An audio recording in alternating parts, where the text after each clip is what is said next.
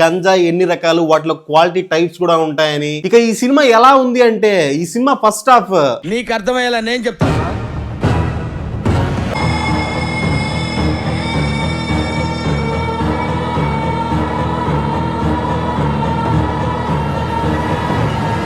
అందులో ఒక railway station scene ఉంటుంది. ఆ సీన్ ఎక్స్ట్రాడినరీ పిక్చరైజ్ చేశారు. ఇక సెకండ్ హాఫ్ తగ్గట్టే అక్కడ అందరూ ఎంతో ఆనందంగా ఉండేవాళ్ళం.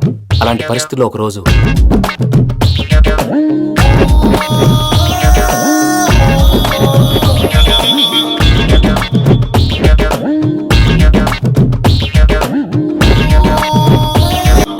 లేవండి ప్రసాద్ గారు, అయిపోయింది. ఇదండి జరిగింది. సమయాభావం వల్ల కొంచెం ఫాస్ట్ గా చెప్పేశాను. ఫాస్ట్ గా చెప్పేసావా? ఈ టైంలో మహాభారతం చెప్పేసి. మామూలు ల్యాగ్ కాదు, భయంకరమైన ల్యాగ్. తల నొప్పి వస్తుంది. బాలయ్యతో తీయాల్సిన ఫైట్ సీన్స్ అంతా అనుష్కతో తీసారేమో అనిపిస్తుంది. ఎవరు వచ్చినా చంపేస్తుంటది, ఎంత మంది వచ్చినా కొట్టేస్తుంటది.